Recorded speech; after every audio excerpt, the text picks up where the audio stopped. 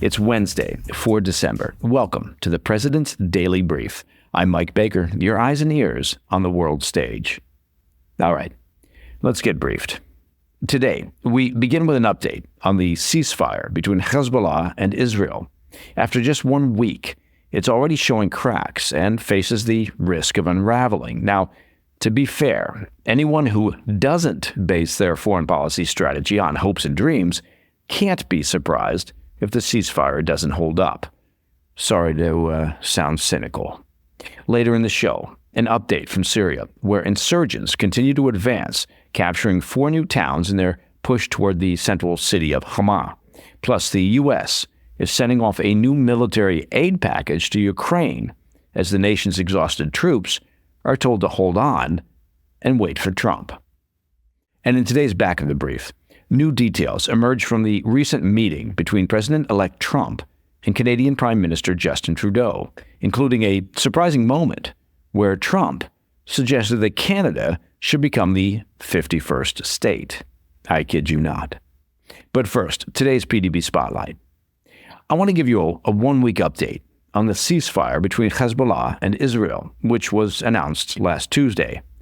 The update is that, the ceasefire is off to a rocky start. Ooh, there's a surprise. Here's what we know. Families on both sides of the border, Israeli and Lebanese, who fled during the 14 months of fighting, have started to return. But for many, they've come back to homes that are, no longer there, either destroyed or heavily damaged during the conflict.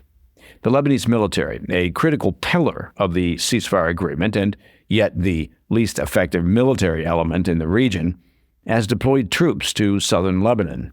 Their mission is to enforce the ceasefire by ensuring Hezbollah withdraws its forces north of the Litani River.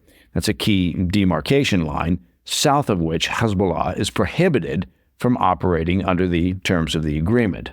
However, the violence has not completely stopped. Cross-border strikes by both Israel and Hezbollah have continued, albeit on a smaller scale. The Israeli Air Force has carried out several airstrikes in recent days.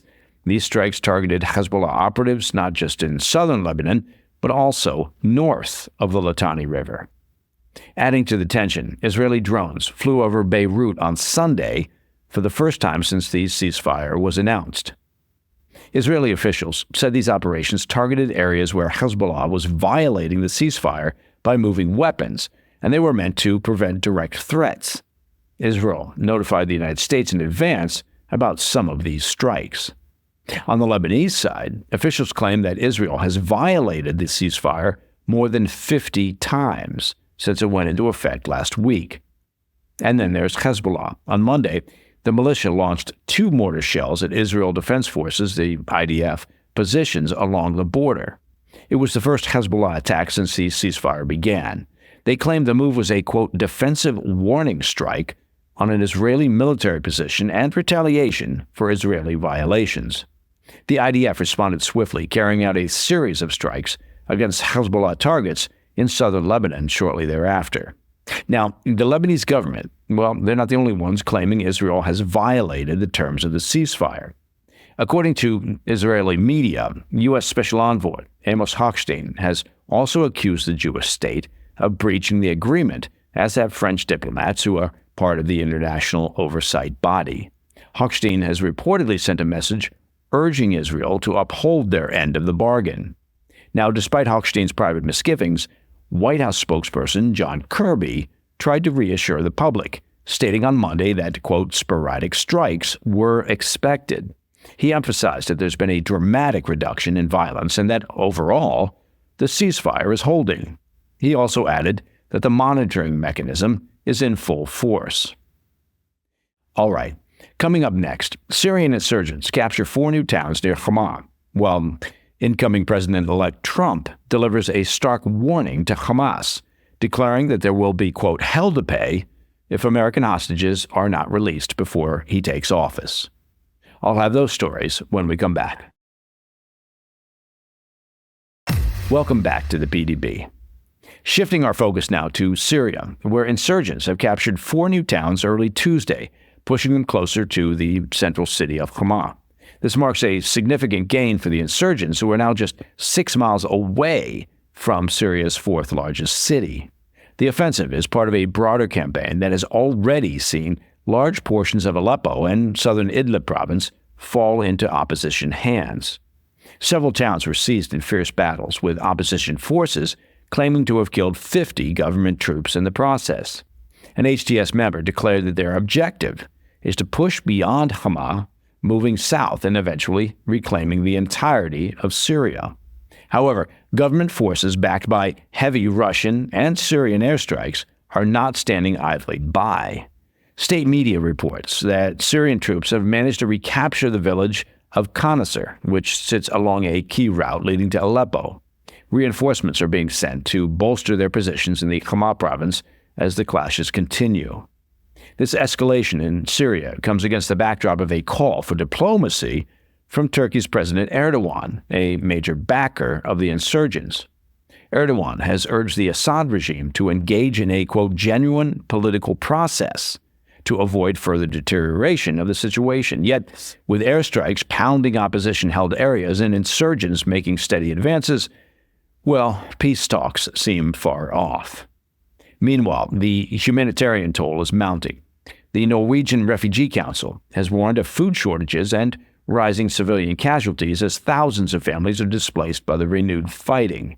The Council's regional director for the Middle East and North Africa issued a stark warning that this escalation could drag Syria back into, quote, the darkest days of its nearly 14-year-long conflict. To the east, a separate front saw the Kurdish-led Syrian Democratic Forces, the SDF, claim to have captured 7 villages from pro-government fighters. Syrian state media, however, disputes these claims, asserting that the attacks were repelled. The contested villages are near a U.S. military base close to the Iraq border, adding, well, yet another layer of complexity to the conflict. Oh, that's good. That's what we needed. We needed more complexity in the conflict. The war in Syria, now in its 14th year, has claimed an estimated 500,000 lives. That would be 500,000 lives. With insurgents advancing, government forces countering, and civilians caught in the crossfire, well, we can expect that toll to continue to climb in the coming weeks and months. All right, moving on to Ukraine. The United States announced a $725 million military aid package, signaling an effort to bolster Kyiv's defenses as its troops await a potential shift in policy under incoming President-elect Donald Trump.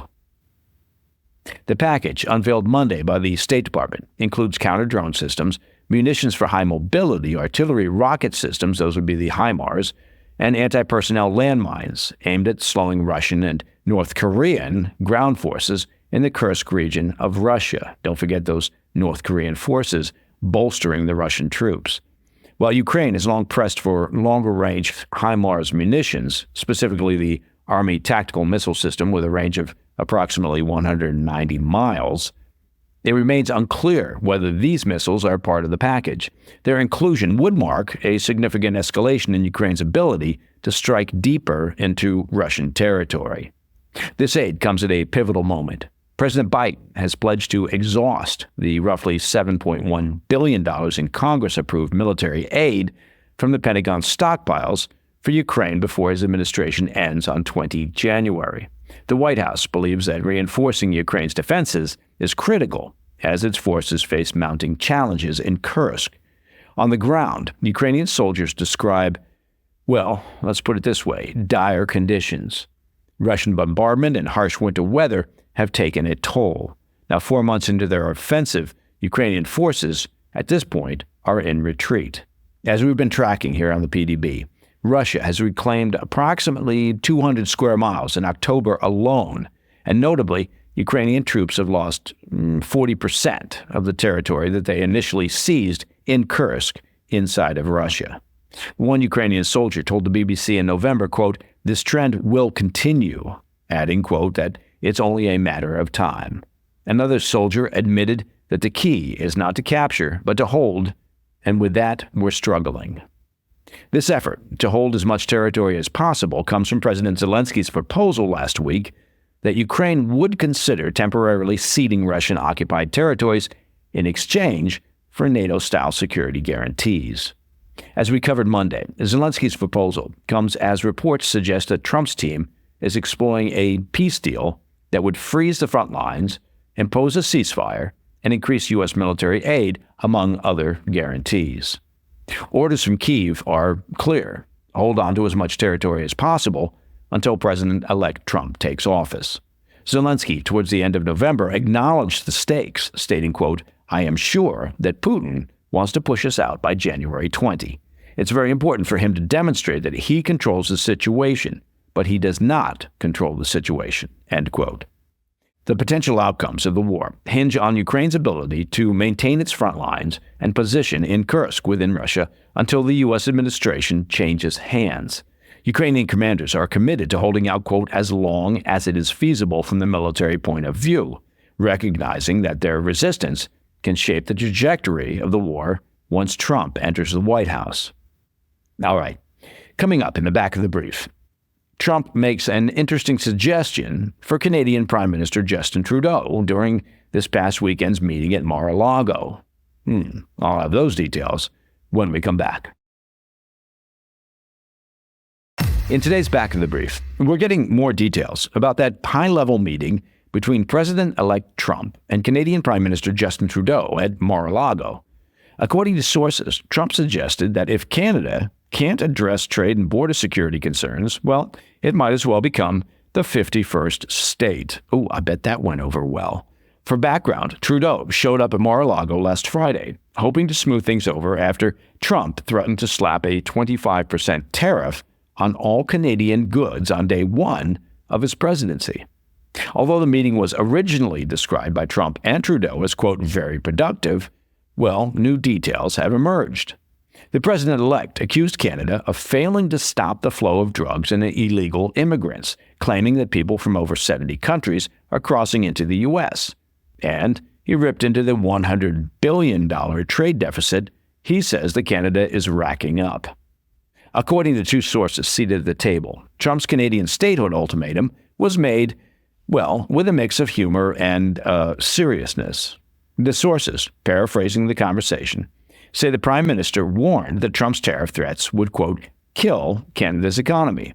Trump reportedly suggested that Trudeau swap his Prime Minister title for governor, meaning he suggested that Canada become the 51st state of the U.S. A source told Fox News that someone at the table joked that Canada would make a very liberal state, which got a laugh, until Trump upped the ante, suggesting that Canada could become two states, one liberal and one conservative. Sources report that Trudeau laughed nervously. Yeah, I imagine that was true, probably wondering if this was a meeting or an audition for The Apprentice Trade Wars edition. While the room reportedly filled with chuckles, and who doesn't love a good chuckle, Trump made it clear he expects Trudeau to fix the trade deficit and border security issues by Inauguration Day, or those tariffs will be implemented. And that, my friends, is the President's Daily Brief for Wednesday, 4 December. Now look, if you have any questions or comments, please, and I mean this, reach out to me at pdb@thefirsttv.com.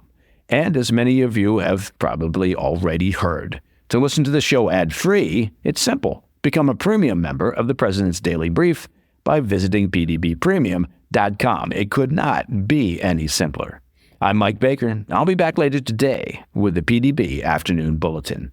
Until then, stay informed, stay safe, stay cool.